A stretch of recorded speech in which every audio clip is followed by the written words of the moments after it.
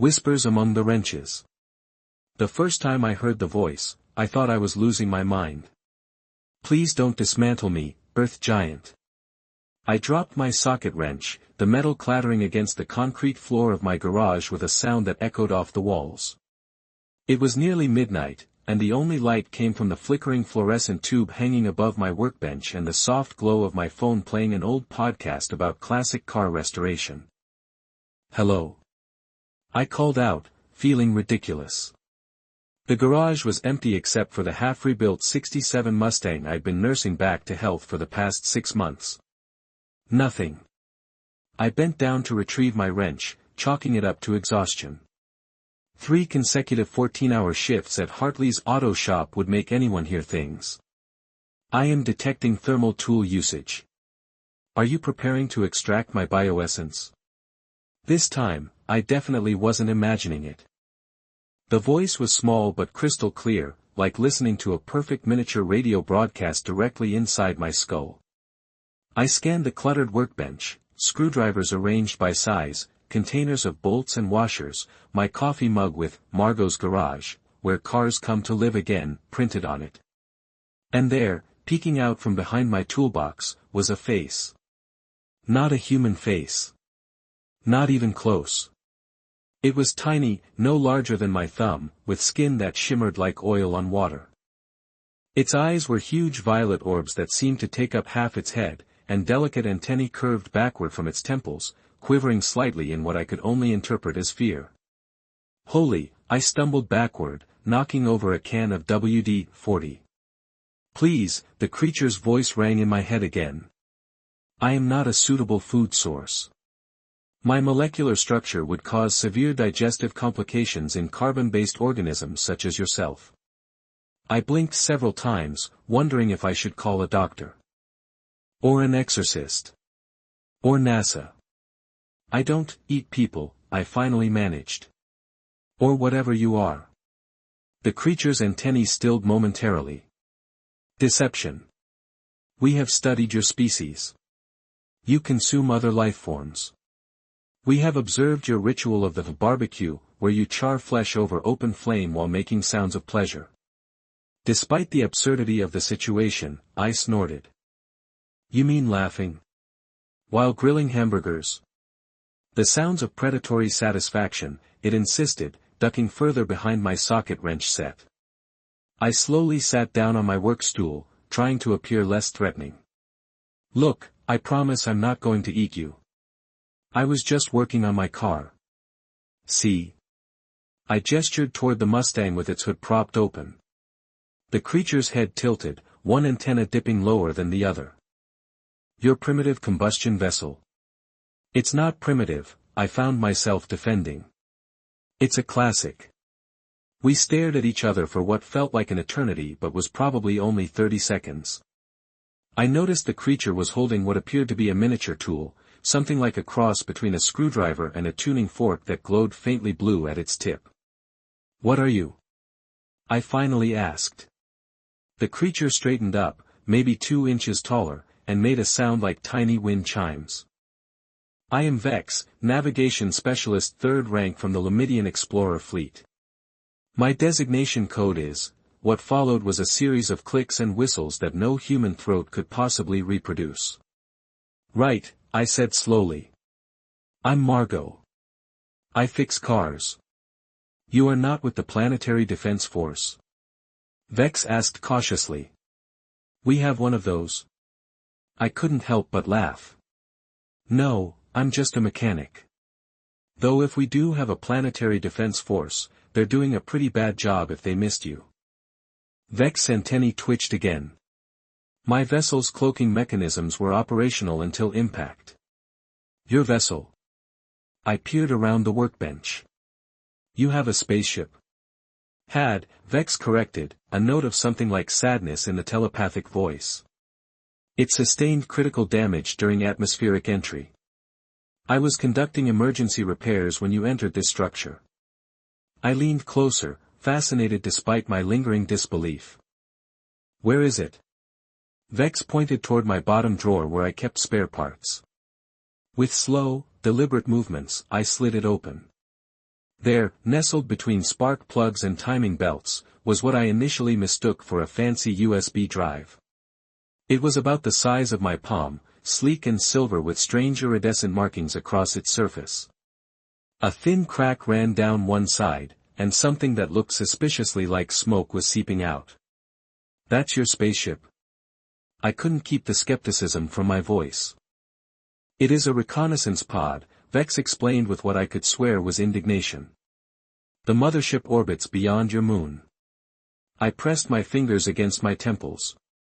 This was insane. I was talking to a tiny alien who had crash-landed in my garage.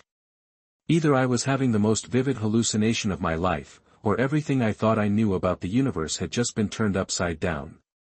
"Why are you here?" I asked finally. "On Earth, I mean." Vex seemed to consider this question carefully. Observation. Cultural understanding. Your planet was categorized as emerging technological civilization with concerning militaristic tendencies approximately 70 of your years ago. We monitor such worlds. So you're like space anthropologists. That term is insufficient but not entirely incorrect. I sighed, running a hand through my short auburn hair. And now you're stuck here because your ship is broken. Temporarily immobilized, Vex corrected. A thought struck me. Wait, if you can read our minds or whatever, why did you think I was going to eat you? Vex's antennae drooped slightly. I cannot read minds. My species communicates telepathically amongst ourselves. With other species, we project thoughts and receive emotional impressions. When I sensed your approach, your emotional signature registered as hunger and frustration. That tracks, I admitted. I was thinking about the leftover pizza in my fridge and cursing because this carburetor is being stubborn. For the first time, Vex seemed to relax slightly. You truly do not intend to consume me? I really don't, I confirmed. In fact, I'd like to help you, if I can. The alien regarded me skeptically. Why would you assist an unknown species? I shrugged. Because you need help, and I'm good at fixing things. My vessel requires specialized equipment. Your primitive tools would be insufficient. I raised an eyebrow. My primitive tools have kept cars running for 15 years. Try me. Vex hesitated, then moved toward the damaged spacecraft. The quantum stabilizer is fractured, and the propulsion matrix has lost coherence. I have no idea what that means, I admitted, but show me what's broken, and I'll see what I can do. Over the next few hours, a strange partnership formed. Vex directed me while I used my smallest tools, the precision screwdrivers I normally reserved for delicate electrical work, to access panels smaller than my fingernail. The alien technology was unlike anything I'd ever seen, components that seemed to shift and change as I looked at them, materials that felt neither solid nor liquid. This is like trying to fix a quantum computer with a hammer, I muttered at one point, my eyes burning from strain.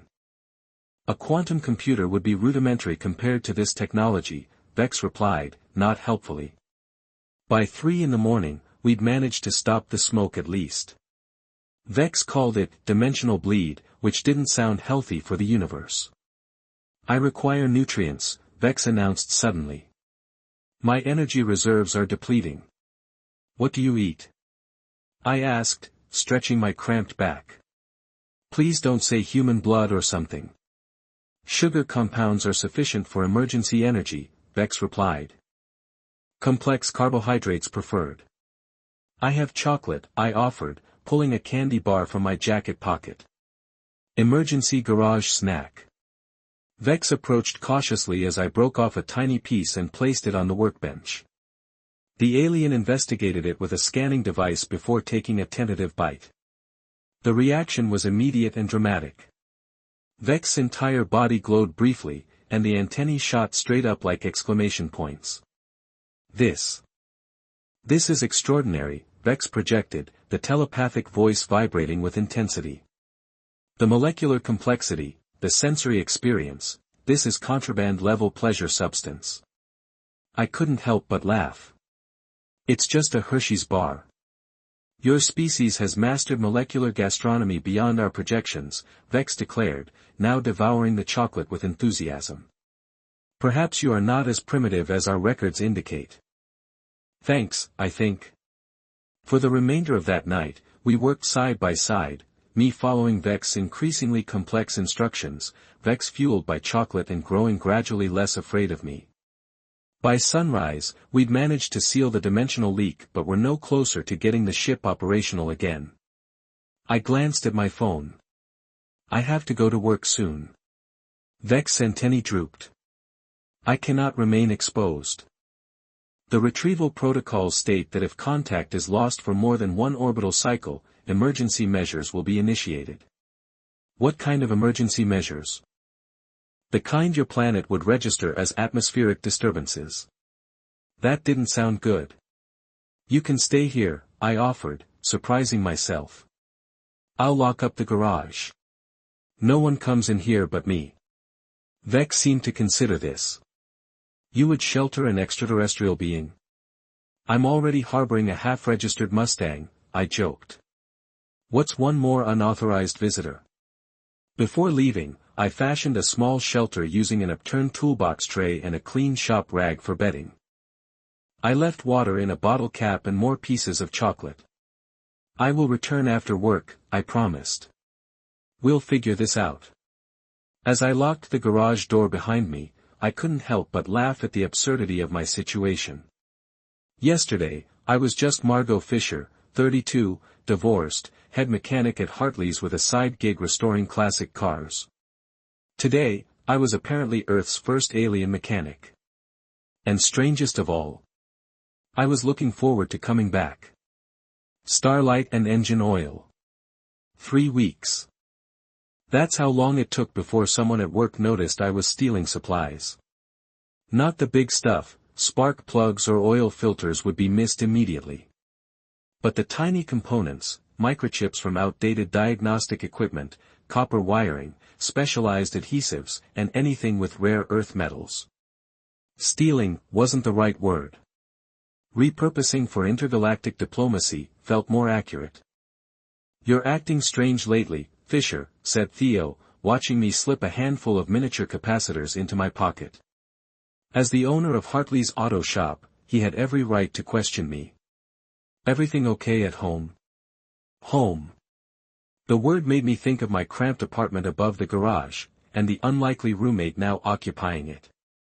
Just working on a personal project, I said, forcing a smile. I'll replace everything, I promise. Theo raised an eyebrow but didn't press. He'd known me for 7 years, ever since I'd shown up with nothing but a toolbox and a recommendation letter from my previous employer in Boston. He trusted me, which only made the guilt worse. Back at my garage, I found Vex hovering, literally hovering, a few inches off my workbench, above what had once been my microwave.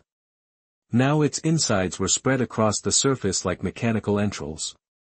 You disassembled my microwave, I observed, dropping my bag of purloined electronics on the counter. Your thermal resonance chamber contains primitive but functional emitter coils, Vex projected into my mind.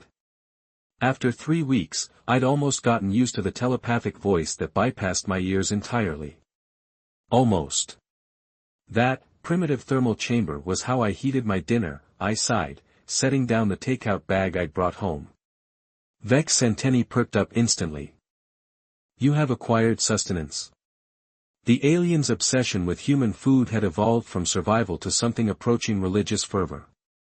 Chocolate remained a favorite, but Vex had developed strong opinions about everything from pasta, unnecessarily serpentine carbohydrates, to hot sauce, weaponized botanical extract. Lo mein and spring rolls, I confirmed, unpacking the food. But first, show me what progress you've made. Vex gestured toward the reconnaissance pod, now surrounded by an elaborate construction of salvaged electronics, copper wiring, and what appeared to be my old phone's battery connected to a crystal I'd never seen before. The dimensional stabilizer is now operating at 47% capacity, Vex reported. I have restored basic life support and emergency beacon functionality. Can it fly? I asked, separating my food and placing a tiny portion on a bottle cap for Vex. Negative. The propulsion matrix requires a quantum catalyst that your planet cannot produce. I frowned. So you're still stuck. Temporarily immobilized, Vex corrected, the familiar response now carrying a note of resignation. We ate in companionable silence. Over the past weeks, our unlikely partnership had settled into a routine. During the day, I worked at Hartley's, occasionally borrowing supplies. At night, we worked on the ship, with breaks for Vex to explain incomprehensible alien concepts or for me to introduce new human experiences. I'd learned that Lamidians lived for approximately 300 Earth years, possessed 5 genders, none of which translated into human language, and evolved on a planet with 3 suns and crushing gravity. Vex had learned about reality television, peanut butter, and why humans seemed obsessed with looking at pictures of cats on the internet. The recovery fleet should have initiated search protocols by now, Vex said suddenly, antennae drooping. Isn't that good news? They'll find you and take you home. Vex's skin darkened slightly, shifting from iridescent blue to a deeper indigo. Contact protocol violations carry severe consequences. I will face disciplinary review. For crashing. For prolonged unsanctioned contact with a pre-integration species. I paused, noodles halfway to my mouth. You're going to get in trouble for hanging out with me. The contamination risk is considered extreme. Your species is classified as unpredictable. Says the alien who turned my toaster into, whatever that is now. I gestured toward what had once been a perfectly functional appliance but now occasionally projected 3-dimensional star charts onto my ceiling. Vex made the chiming sound I'd come to recognize as laughter. Your technology was simply underachieving its potential. Later that night, as I carefully soldered microscopic components according to Vex specifications, a thought occurred to me. Why haven't they found you yet? If your people have technology advanced enough for interstellar travel, shouldn't they be able to track your ship? Vex hesitated. I may have disabled certain tracking functions. I looked up from my work. You what? Why? The alien skin rippled with color, something I'd learned indicated emotional distress. I am something of an anomaly among my kind. My curiosity about other species exceeds acceptable parameters. You're saying you're too interested in aliens? In us? My designation was to observe from orbit only. The close approach was unauthorized. I laughed. So you're basically playing hooky? Space truancy. I do not understand these terms. You broke the rules because you wanted to see Earth up close. Vex's antennae curled inward. Affirmative. And now you're worried about getting in trouble when they find you. The penalties for contaminating developing worlds are severe. I set down my tools. But you've been sending out a distress signal this whole time. A modified signal, Vex admitted. One that indicates mechanical failure but not location specifics. Understanding dawned on me. You're not in a hurry to be found. The tiny alien was silent for a long moment. Your world is fascinating. Chaotic. Illogical. But fascinating. High praise, I said with a smile. Coming from someone who thinks cars are primitive combustion vessels. They are primitive, Vex insisted. But elegant in their simplicity. Our conversation was interrupted by a sharp, high-pitched beep from the reconnaissance pod. Vex moved with alarming speed, antennae rigid with what I recognized as alarm. What is it? I asked. Proximity alert. A Lamidian vessel has entered your atmosphere. My heart raced. Your people. They found you. Not yet, Vex projected, voice tight.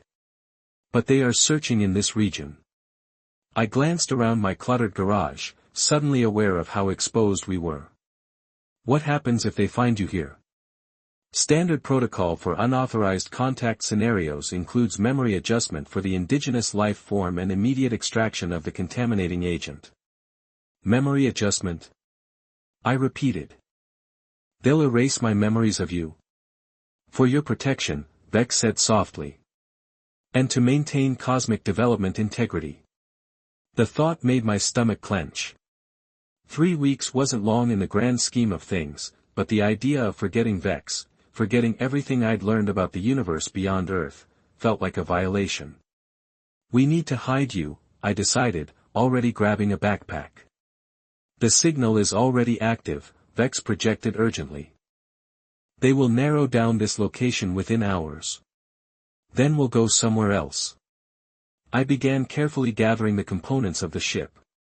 Somewhere they won't think to look. Where? I grinned. How do you feel about mountains? 3 hours later, my ancient pickup truck rattled up a Forest Service road in a national park 40 miles outside of town. The stars blazed overhead, brighter than they ever appeared in the city, and the air was crisp with the scent of pine. Your planet's atmospheric differences are considerable, Vex observed from inside my jacket pocket, peering out at the wilderness. The molecular composition has shifted. Clean air, I explained, parking at a remote overlook. No light pollution either. Good place to see the stars. I set up a small camp, a battery-powered lantern, a blanket spread over the truck bed, and the components of Vex's ship arranged carefully on a tarp. Your pursuit of isolation is logical, Vex acknowledged, but the recovery team has advanced scanning technology. But they're looking for alien technology, right? Not human technology. I pulled out the surprise I'd brought along, my old ham radio, modified according to specifications Vex had mentioned days earlier when explaining communication arrays. This is unexpected, Vex admitted, examining the radio. What is your plan? If we can't hide your signal, we broadcast a bigger one, but make it look human. Create interference. For the next few hours, we worked under the stars, Vex directing as I modified the radio to emit specific frequencies. The alien moved efficiently, but I noticed the occasional pause when Vex would look up at the vast starscape overhead. Do you miss it? I asked during one such moment. Space. It is different here. Confined. Heavy. Vex's antennae drooped slightly. But also rich with sensations. Your world smells. Intensely. Constantly. I laughed. Good smells or bad smells? Both. Neither. Just different. Vex pointed to the stars. My home system is not visible from your planet. Too distant. Do you have family waiting for you? Lamidians do not organize in familial units as humans do. I have a collective pod, research companions. Vex paused. But yes, there are those who would notice my absence. The radio emitted a sudden sharp tone, and both of us tensed. They're getting closer, Vex said quietly. Is the interference working? Partially. They will still locate this general area, but the precise coordinates are obscured. I looked down at the tiny being who had appended my understanding of the universe. What happens now, Vex? Even if we avoid them tonight, they'll keep searching. Vex was silent for a long moment. I have been considering alternatives. Like what? I could remain on Earth. Study your species directly. There is precedent for long-term embedded research. My heart leapt unexpectedly. You would stay. It would mean severing contact with my people. Becoming, effectively, exiled. For how long? Until your species achieves formal interstellar recognition. Perhaps 50 of your years. I whistled. That's a long research project. It is, not solely for research purposes, Vex admitted, antennae curling inward in what I'd come to recognize as embarrassment. I find your perspective valuable. Your approach to problems is unorthodox. Illuminating. You like hanging out with me, I translated, grinning. Your phrasing is imprecise but not incorrect. The radio crackled again, more urgently this time. They've narrowed the search radius, Vex projected, voice tight. Decision point approaching. I looked at the alien, then at the stars, then back at the partially repaired ship. It's your call, Vex. But if you're asking if you'd be welcome to stay, the answer is yes. For a moment, Vex was perfectly still. Then, with deliberate movements, the alien reached out and disconnected a crystal component from the ship's core. Without the resonance crystal, the recognition signal is disabled, Vex explained. They will not find me unless they physically see me. The decision hung in the air between us, weighty and final. Are you sure? I asked. 50 years is a long time for you to be stuck with primitive Earth technology and bad takeout. Vex's skin rippled with colors, blue, purple, a flash of gold. I have discovered that primitive is a relative concept. Your species creates with materials at hand. Adapts. Improvises. The alien looked up at me. I find I have much to learn from this approach. Above us, a light moved across the sky, too fast for a plane, too directed for a shooting star. The recovery vessel, Vex projected. They will scan this region, find nothing of interest, and move on. We watched in silence as the light crossed the horizon and disappeared. The moment felt monumental, a tiny being from another world choosing exile over return, choosing Earth over the stars. So, I said finally, if you're staying, we should probably think about more permanent accommodations than my toolbox. The electrical appliance reconfiguration opportunities in your dwelling are not yet exhausted, Vex replied, a hint of mischief in the projected voice. My microwave begs to differ. As we packed up our equipment to head back to town, I found myself looking at the ordinary things around us, my truck, the trees, the gravel under our feet, and seeing them anew, imagining how they appeared to Vex. Strange. Exotic. Worth giving up the stars for. What will you tell your world about Earth? I asked as we drove back down the mountain, the radio silent now, the search ships gone. When you eventually report back. Vex was quiet for a moment, gazing out at the night landscape. That it is a planet of contradictions. Technologically uneven. Socially complex. A pause. And that its inhabitants are surprisingly hospitable to lost travelers. I smiled, thinking of all the days ahead, fixing cars by day, exploring the universe through Vex's eyes by night. An ordinary human mechanic and an exiled alien navigator, making our way through this strange, beautiful world together. Welcome to Earth, Vex, I said. For however long you stay. The alien's antennae curled in contentment. The preliminary research indicates it will be a fascinating extended study. Under the vast, star-filled sky, my pickup truck carried us home, one human who now knew the universe was far bigger than she'd imagined, and one alien who had chosen the ground over the stars. At least for now. Retriclod can make mistakes. Please double-check responses.